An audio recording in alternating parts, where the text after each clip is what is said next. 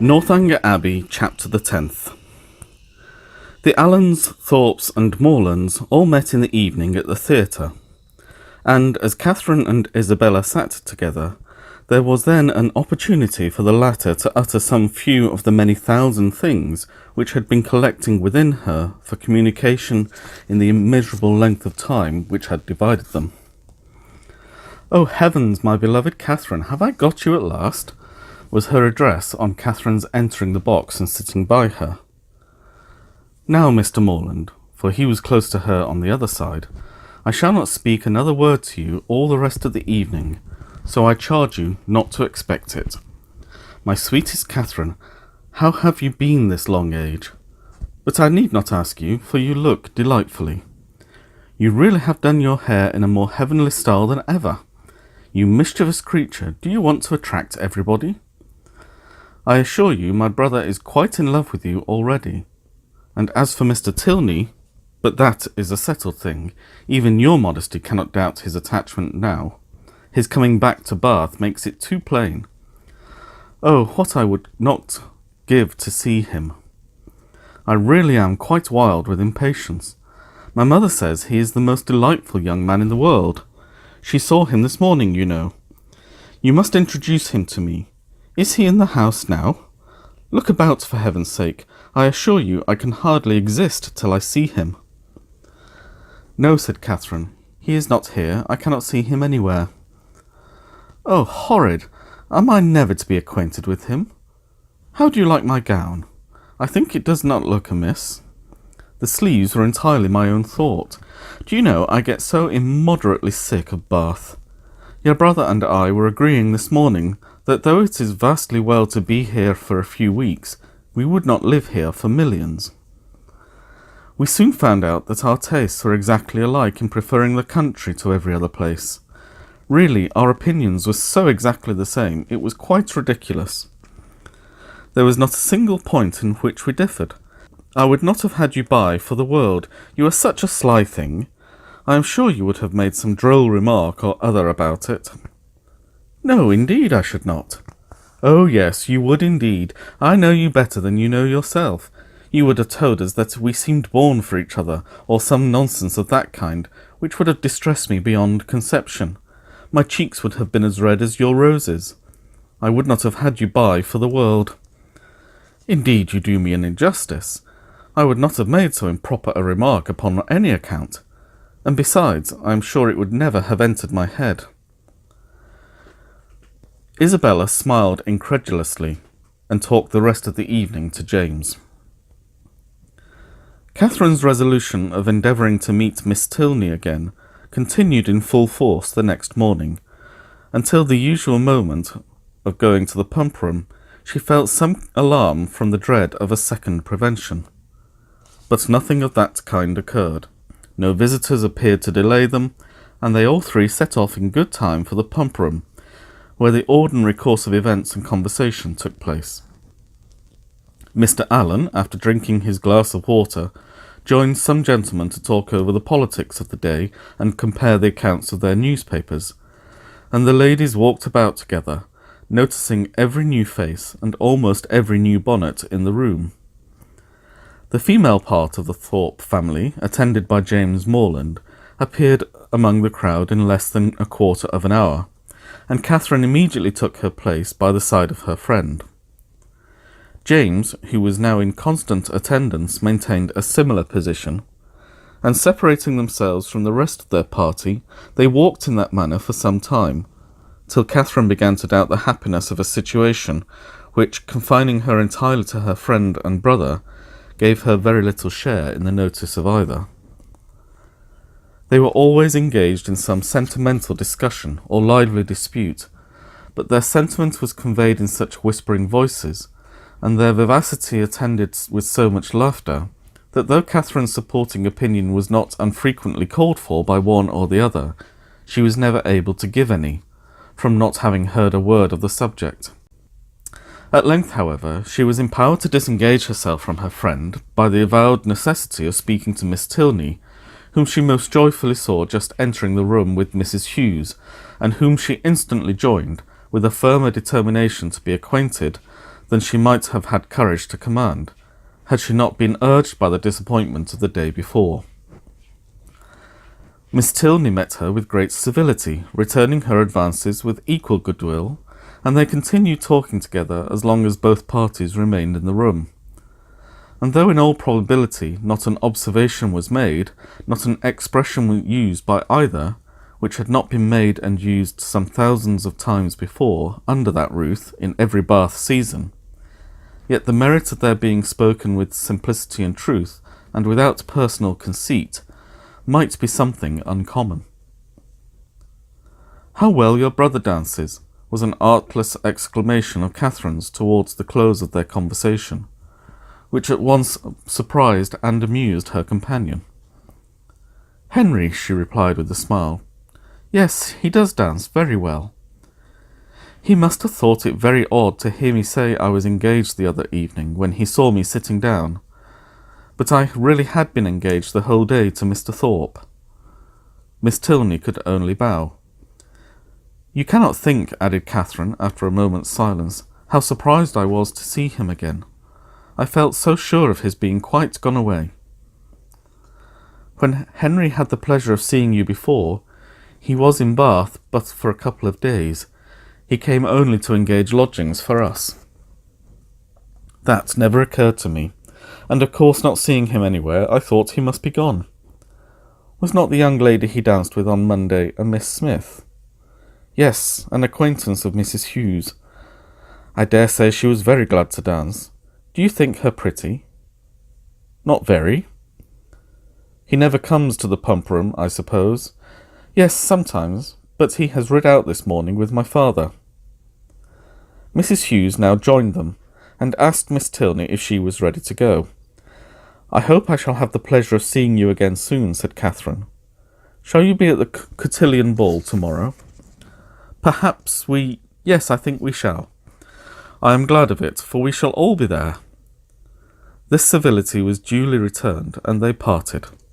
On Miss Tilney's side, with some knowledge of her new acquaintance's feelings, and on Catherine's without the smallest consciousness of having explained them. She went home very happy. The morning had answered all her hopes, and the evening of the following day was now the object of expectation, the future good.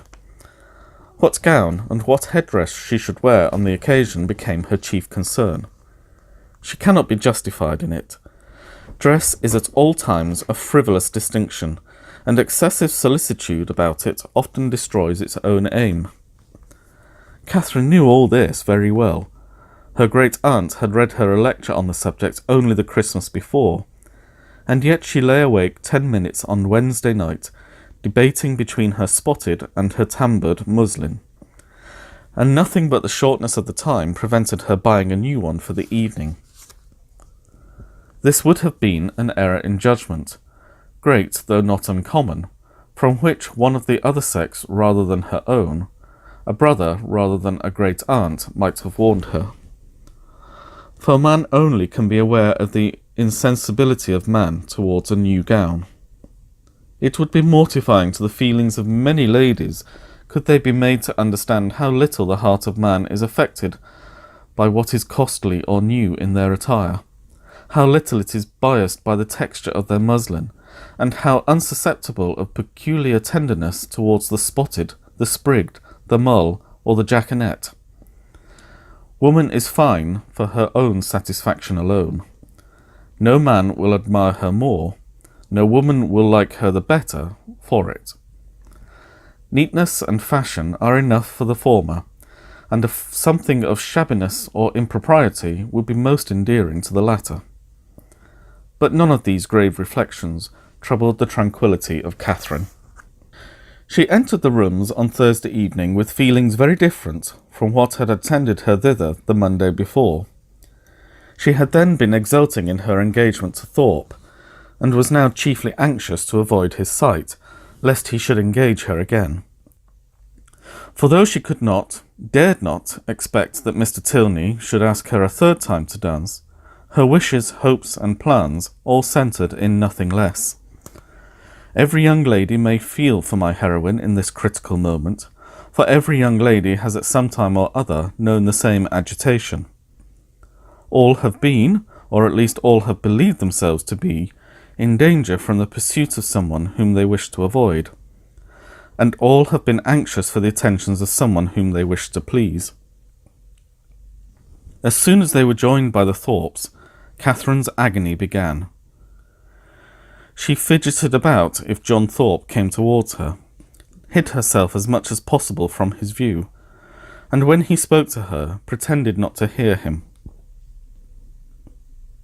The cotillions were over, the country dancing beginning, and she saw nothing of the Tilneys. "Do not be frightened, my dear Catherine," whispered Isabella, "but I am really going to dance with your brother again. I declare positively it is quite shocking. I tell him he ought to be ashamed of himself, but you and John must keep us in countenance. Make haste, my dear creature, and come to us. John is just walked off, but he will be back in a moment." Catherine had neither time nor inclination to answer. The others walked away. John Thorpe was still in view, and she gave herself up for lost. That she might not appear, however, to observe or expect him, she kept her eyes intently fixed on her fan, and a self-condemnation for her folly, in supposing that among such a crowd they should even meet with the Tilneys in any reasonable time, had just passed through her mind, when she suddenly found herself addressed and again solicited to dance by Mr. Tilney himself. With what sparkling eyes and ready motion she granted his request, and with how pleasing a flutter of heart she went with him to the set, may be easily imagined. To escape, and as she believed to narrowly escape, John Thorpe, and to be asked so immediately on his joining her, asked by Mr. Tilney, as if he had sought her on purpose, it did not appear to her that life could supply any greater felicity.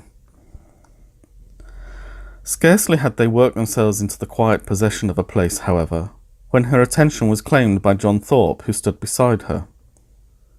"Heyday, Miss Morland," said he, "what is the meaning of this? I thought you and I were to dance together." "I wonder you should think so, for you never asked me." "That is a good one, by Jove. I asked you as soon as I came into the room, and I was just going to ask you again, but when I turned round you were gone. This is a cursed shabby trick. I only came for the sake of dancing with you, and I firmly believe you were engaged to me ever since Monday." "Yes, I remember. I asked you while you were waiting in the lobby for your cloak, and here have I been telling all my acquaintance that I was going to dance with the prettiest girl in the room, and when they see you standing up with somebody else, they will quiz me famously." "Oh, no, they will never think of me after such description as that." "By heavens, if they do not, I will kick them out of the room for blockheads. What chap have you there?" Catherine satisfied his curiosity. "Tilney," he repeated. I do not know him. A good figure of a man, well put together. Does he want a horse? Here is a friend of mine, Sam Fletcher. He's got one to sell that would suit anybody. A famous clever animal for the road, only 40 guineas. I had 50 minds to buy him myself, for it is one of my maxims always to buy a good horse when I meet with one. But it would not answer my purpose. It would not do for the field. I would give any money for a real good hunter. I have 3 now, the best that ever were backed. I would not take 800 guineas for them. Fletcher and I mean to get a house in Leicestershire against the next season. It is so damn uncomfortable living at an inn." This was the last sentence by which he could weary Catherine's attention, for he was just then borne off by the resistless pressure of a long string of passing ladies. Her partner now drew near, and said, "That gentleman would have put me out of patience had he stayed with you half a minute longer. He has no business to withdraw the attention of my partner from me. We have entered into a contract of mutual agreeableness for the space of an evening, and all our agreeableness belongs solely to each other for that time. Nobody can fasten themselves on the notice of one without injuring the rights of the other. I consider a country dance as an emblem of marriage. Fidelity and complaisance are the principal duties of both, and those men who do not choose to dance or marry themselves have no business with the partners or wives of their neighbours. But they are such very different things, that you think they cannot be compared together? To be sure not. People that marry can never part, but must go and keep house together. People that dance only stand opposite to each other in a long room for half an hour. And such is your definition of matrimony and dancing. Taken in that light, certainly their resemblance is not striking, but I think I could place them in such a view. You will allow that in both, man has the advantage of choice, woman only the power of refusal, that in both it is an engagement between man and woman formed for the advantage of each, and that when once entered into, they belong exclusively to each other till the moment of its dissolution. That it is their duty, each to endeavour, to give no cause for wishing that he or she had bestowed themselves elsewhere, and their best interest to keep their own imaginations from wandering towards the perfections of their neighbours, or fancying that they should have been better off with anyone else. You will allow all this. Yes, to be sure, as you state it, all this sounds well. But still they are so very different. I cannot look upon them at all in the same light, nor think the same duties belong to them. In one respect there certainly is a difference. In marriage, the man is supposed to provide for the support of the woman to make the home agreeable to the man. He is to purvey, and she is to smile. But in dancing, their duties are exactly changed. The agreeableness, the compliance, are expected from him, while she furnishes the fan and the lavender water.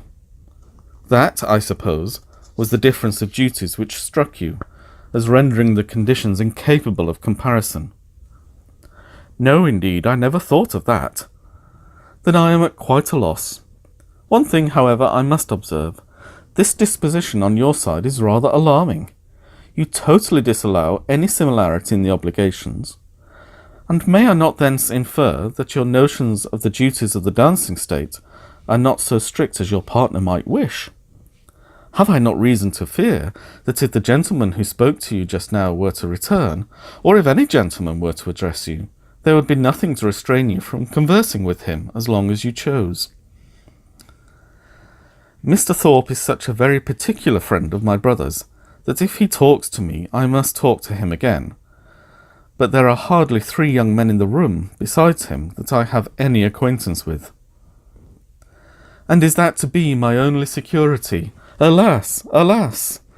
Nay, I am sure that you cannot have a better, for if I do not know anybody, it is impossible for me to talk to them, and besides, I do not want to talk to anybody. Now you have given me a security worth having, and I shall proceed with courage. Do you find Bath as agreeable as when I had the honour of making the inquiry before? Yes, quite. More so, indeed. More so. Take care, or you will forget to be tired of it at the proper time. You ought to be tired at the end of 6 weeks. I do not think I should be tired if I were to stay here 6 months. Bath, compared with London, has little variety, and so everybody finds out every year. For 6 weeks, I allow, Bath is pleasant enough, but beyond that, it is the most tiresome place in the world. You would be told so by people of all descriptions who come regularly every winter, lengthen their 6 weeks into 10 or 12, and go away at last because they can afford to stay no longer. Well, other people may judge for themselves, and those who go to London may think nothing of Bath. But I, who live in a small retired village in the country, can never find greater sameness in such a place as this than in my own home. For here are a variety of amusements, a variety of things to be seen and done all day long, which I can know nothing of there. You are not fond of the country? Yes, I am. I have always lived there, and always been very happy. But certainly there is much more sameness in a country life than in a Bath life. One day in the country is exactly like another. But then you spend your time so much more rationally in the country. Do I? Do you not? I do not believe there is much difference. Here you are in pursuit only of amusement all day long. And so I am at home, only I do not find so much of it. I walk about here, and so I do there. But here I see a variety of people in every street, and there I can only go and call on Mrs. Allen. Mr. Tilney was very much amused. Only go and call on Mrs. Allen, he repeated. What a picture of intellectual poverty. However, when you sink into this abyss again, you will have more to say. You will be able to talk of Bath, and of all that you did here. Oh yes, I shall never be in want of something to talk of again to Mrs. Allen, or anybody else. I really believe I shall always be talking of Bath when I am at home again. I do like it so very much. If I could have but Papa and Mamma and the rest of them here, I suppose I should be too happy. James is coming, my eldest brother, is quite delightful, and especially as it turns out that the very family we have just got so intimate with are his intimate friends already. Oh, who could ever be tired of Bath? Not those who bring such fresh feelings of every sort into it as you do. But papas and mammas and brothers and intimate friends are a good deal gone by to most of the frequenters of Bath, and the honest relish of balls and plays and everyday sights is past with them.